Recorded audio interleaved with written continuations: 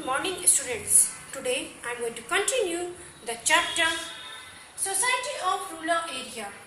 Today I will explain you about transformation of crops for Europe. Now the British realized that the rural area could not only yield revenue but it could also grow the crops that Europe required. Due to this reason, the company forced the peasant to grow crops such as jute, indigo, sugarcane, coffee, tea, cotton and oilseeds.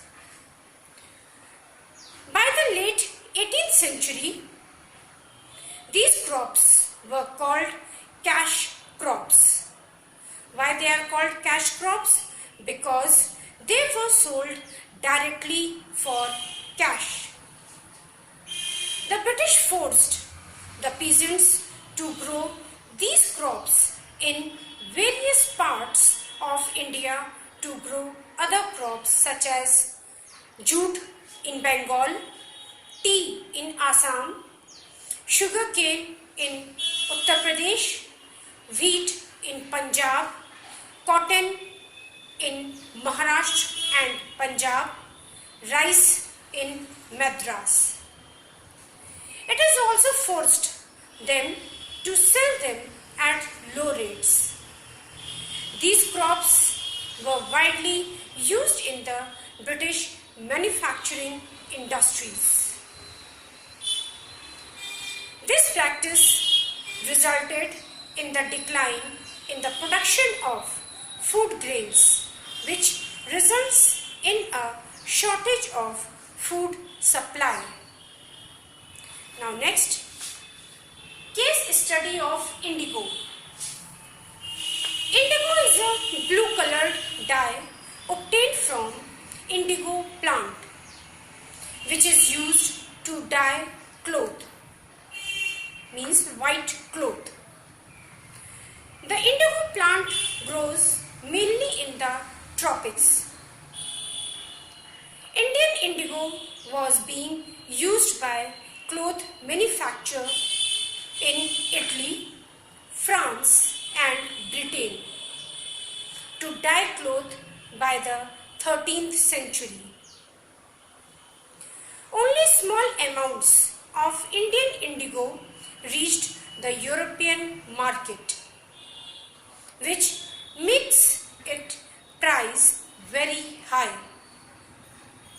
There was also a great demand for it in Europe.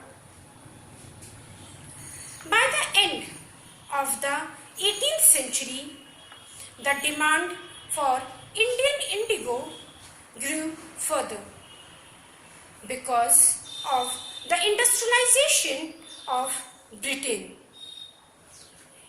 Its cotton production expanded, creating an enormous new demand for indigo for cloth dyes. The climate of England was unsuitable for growing indigo. It imported indigo from other places, mainly from the West Indies and America. The production of indigo in the world fell by the half between 1783 and 1789, when the demand for indigo increased. Its existing supplies from the West Indies and America collapsed because of many reasons.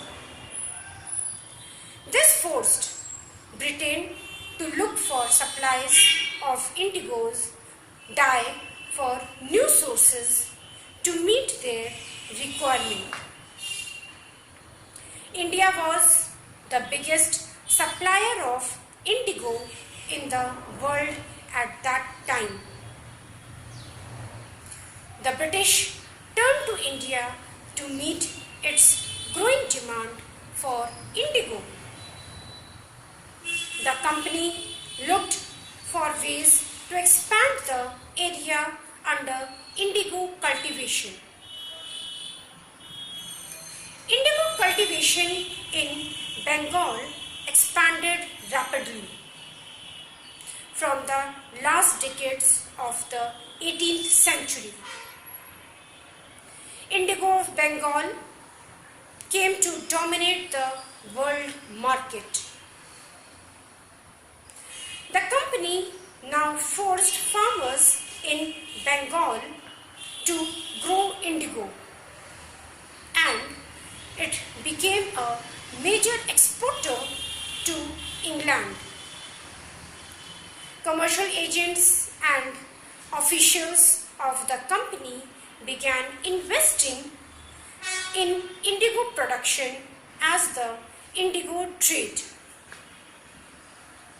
Many company officials left their job to look after their indigo business because indigo cultivation provides huge profits.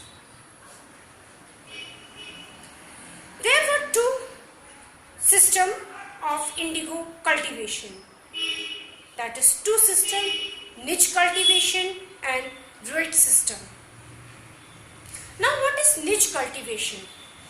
In this cultivation, the farmer produced indigo in lands that he directly controlled.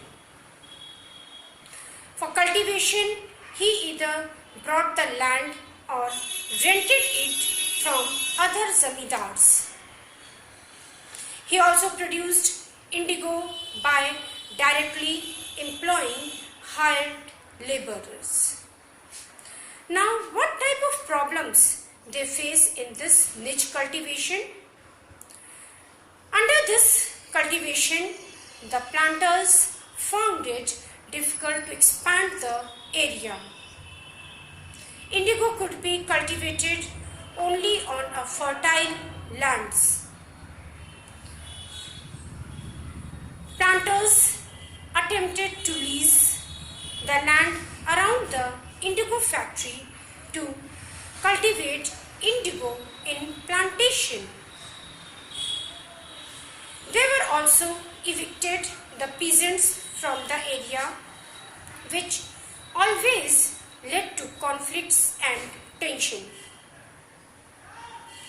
Niche cultivation also required many plows and bullocks. Investing in the purchase and maintenance of plows was a big problem. So planters were unwillingly to expand the area under niche cultivation. Till the late 19th century, less than 25% of the land producing indigo was using this system. Now, what is VIII system? In this system of cultivation, the planters forced the Roids means the farmers, to sign a contractor or an agreement. Sometimes they forced the village headman to sign the contract on behalf of the Roids. After the signing, the contract farmer got cash advances from the planters at low rates of interest to produce indigo. But he had to cultivate indigo on at least 25% of the area under his holding. According to this agreement, the planters provided the seeds and the drill only. The farmers prepared the soil, sowed the seeds and looked after the crop. After the harvest, when the crop was delivered to the planter, a new loan was given to the Roid and the cycle started again. Now, what type of problems they face in this type of cultivation? The price they got for the indigo